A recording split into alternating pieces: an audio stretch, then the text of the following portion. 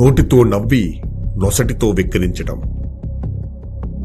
చిక్కటి చిరునవ్వుతో వెన్నుపోటు పొడవటం, వెన్నెముక కులాలు అంటూనే వారి వెన్ను విరిచేయటం. ఇది బీసీల మీద ప్రస్తుత జగన్ ప్రభుత్వ విధానం. కానీ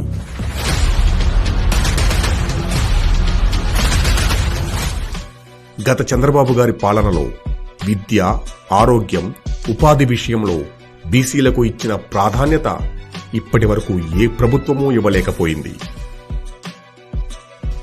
5 ఏళ్ల కాలంలో 65 కొత్త బీసీ రెసిడెన్షియల్ స్కూల్స్ ని ఏర్పాటు చేసి చదువుకు అవరోధం లేకుండా చేసింది తెలుగుదేశం ప్రభుత్వం. స్కూల్స్ తో ఆగకుండా 12 బీసీ రెసిడెన్షియల్ కాలేజెస్ ని ఏర్పాటు చేసి విద్యను ముంగిటకు తెచ్చింది.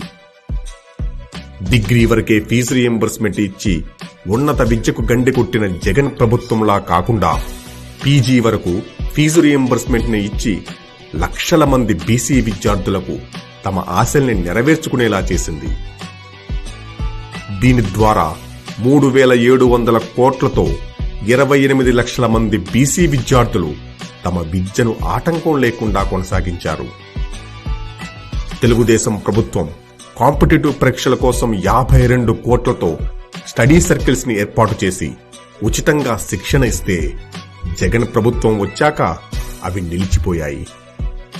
చంద్రన్న పెళ్లి కానుక ద్వారా 100 కోట్లు, ఆదరణ పథకం ద్వారా 750 కోట్లు, బీసీ భవనాల నిర్మాణానికి 40 కోట్లు, బీసీ హాస్టల్ భవన నిర్మాణానికి 103 కోట్లు కేటాయించింది తెలుగుదేశం ప్రభుత్వం.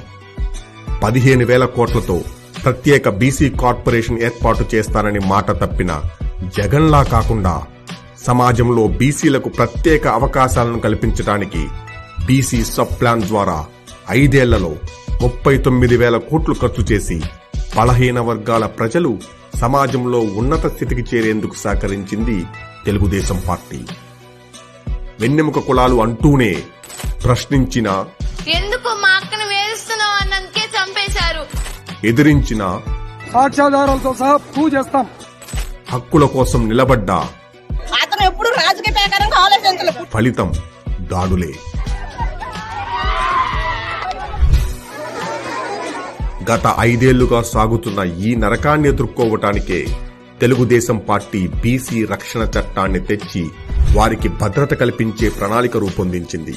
బీసీ సోదరుల కోసం ఒక ప్రత్యేక రక్షణ చట్టం తెలుగుదేశం పార్టీ అధికారులకు వచ్చిన మొదటి సంవత్సరంలో మేము తీసుకొస్తున్నాం. బీసీల భద్రత, వారి ఉన్నతికి తెలుగుదేశం గత 4 దశాబ్దాలుగా కట్టుబడి ఉంది. తెలుగుదేశం పార్టీకి బీసీలు వెన్నెముక. కాబట్టే బీసీలు తెలుగుదేశానికి అండగా నిలుస్తున్నారు.